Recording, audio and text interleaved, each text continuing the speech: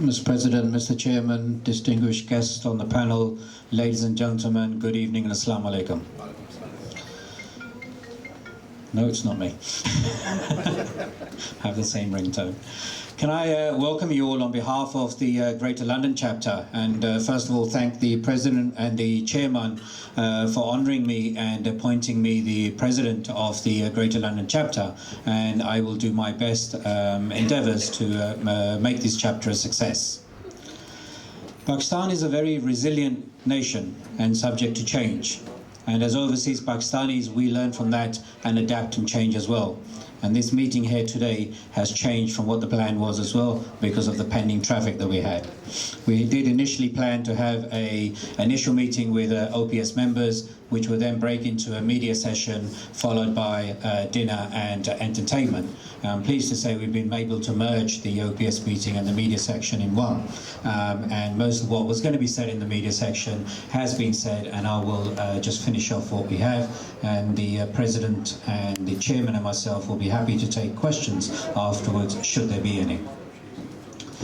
I agreed to take this role on a time basis, on a basis that I will use my experience that I've garnished over the past 30 years working both in the private sector and public sector in some senior roles in order to set up this Greater London chapter, make it self-sufficient and provide the structures and professionability that will make and enable OPS to go forward as an organisation which not only represents overseas Pakistanis here in the UK but around the world as well.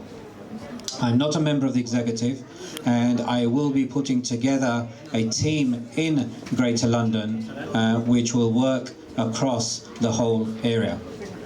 And just want to say a little bit about what that team will entail and what the structure will be. My aim is to break London into 4 areas. There'll be no surprises when I say they're north, east, south and west.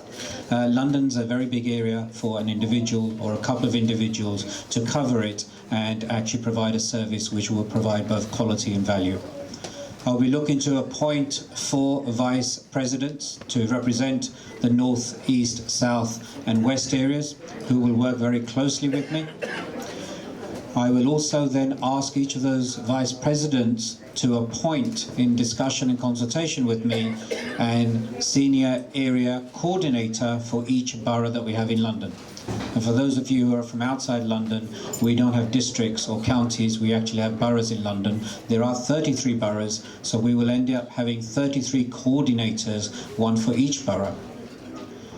The coordinator's role is very important, I believe, to the success of the OPS. It's not the people sitting on this table or the people who are making those speeches which I think are going to be the bedrock of OPS going forward. It's going to be those coordinators, for they are going to have their ear to the ground, their connections in their local area, working with local Pakistanis to distinguish and to actually facilitate them to bring forward issues of concern. So what we want them to do is raise issues that are concerned for them as overseas Pakistanis, which affect them here, both in the UK, but also back home in Pakistan as well.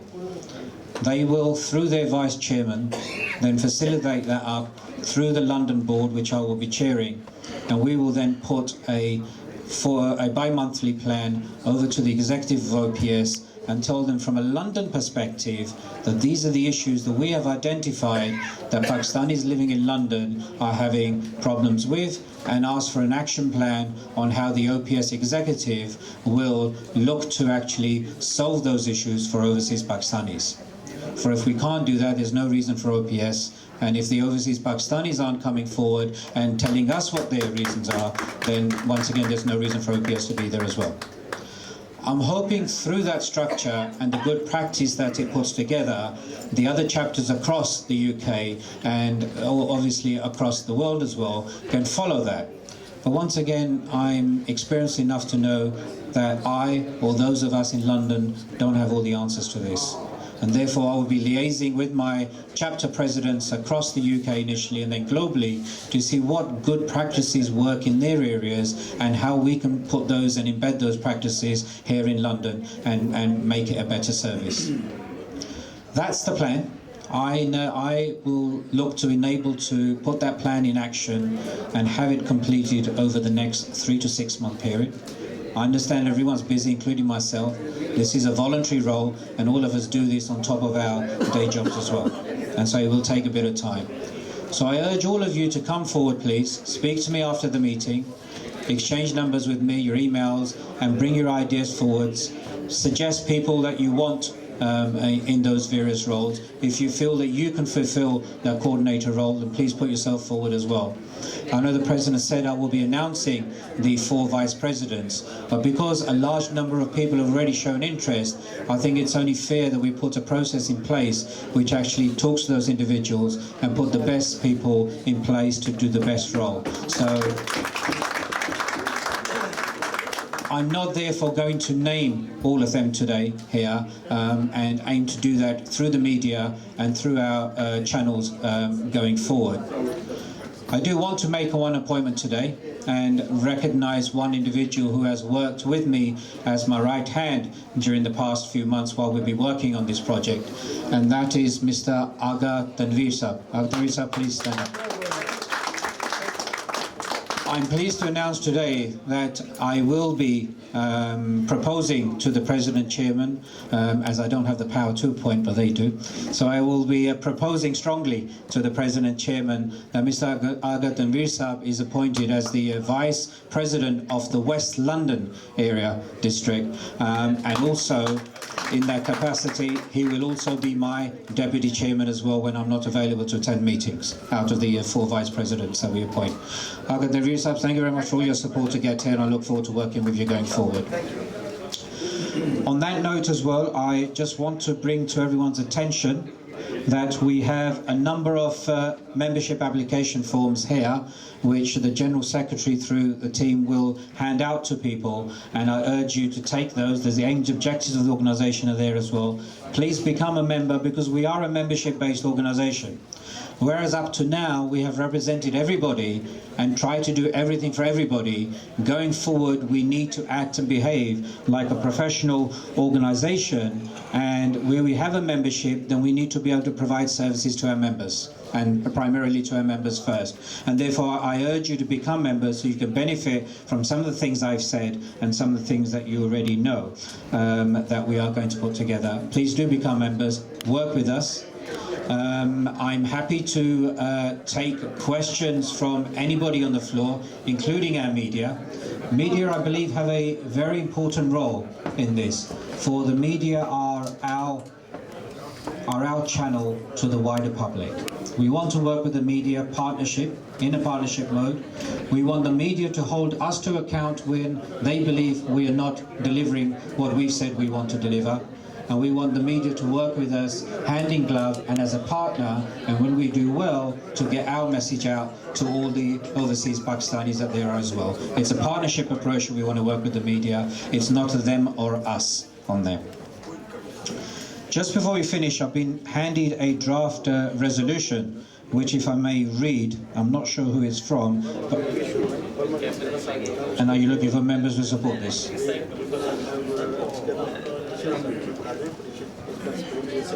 Right. Okay, OPS, as well as looking for the interest in overseas Pakistani solidarity, at the end of the day will represent those and look to help those who are in need across the whole world. We are a humanitarian organisation. We do look after people's issues as well.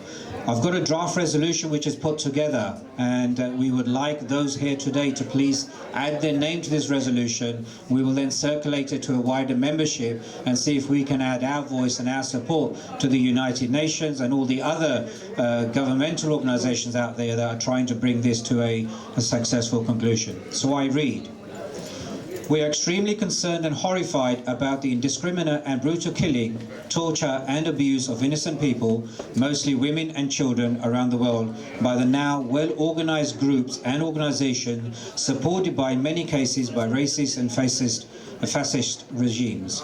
We strongly condemn such atrocities and the shameful silence by governments and regimes where such violations of human rights are openly taking place, especially in Burma, Gaza, Syria and Kashmir.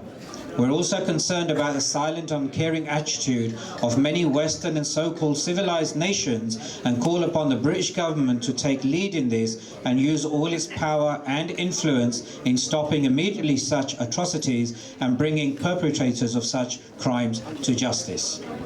That's what we're proposing as OPS. We would like individuals, and I will leave this on the table, to please come forward, add your name to this. We will make a wider petition and then present this to the British government and ask them to take it up forward within the government channels and see what they can do to bring this to an end.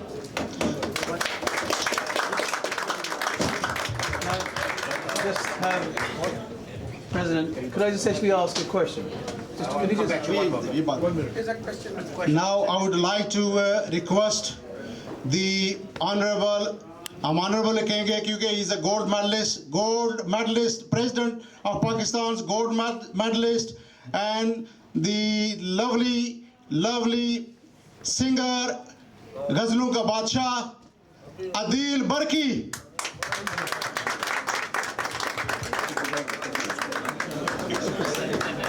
I was just saying.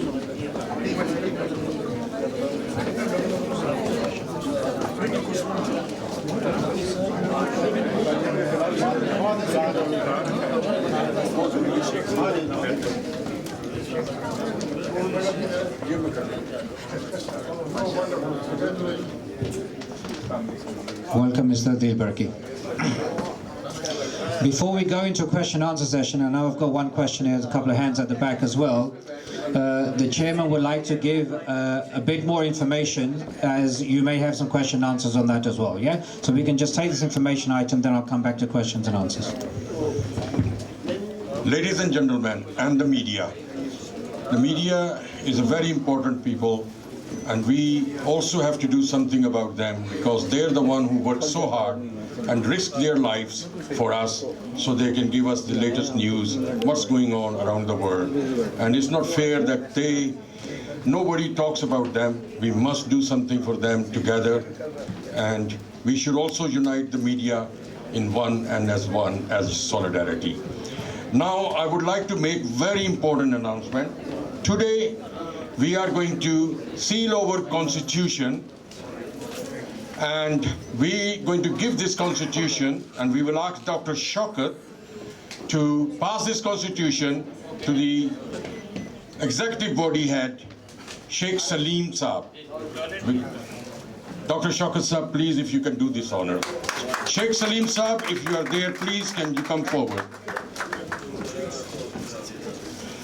Any questions on the constitution as well? You are most welcome. We will answer later, but this is very important that we bring. And I would like Mr. Khurram Shahzad to come forward as well, please, and Mona Beg and Dr.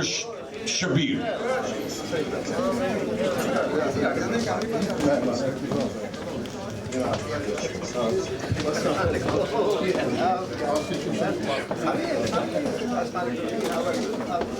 If we can turn towards the cameras and have a picture taken with the handing over of the Constitution. This side, please.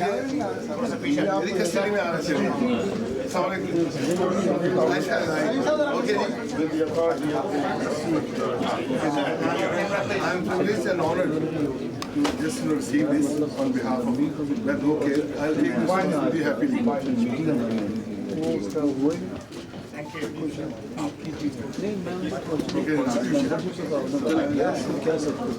Thank you very much. Thank you. Can I ask my respected OPS members on the front row to please vacate those seats for the media colleagues who may have some questions and answers, yeah? So if you can just take seats at the back. If I can ask our OPS members on the front row just to vacate for the press, please, so we can do a question and answer session with them. It'll be great. And can I ask media colleagues to please come to the front, please? There's some seats here for you. We'd like to just do a quick question and answer session with our media colleagues. So if you could please make your way to the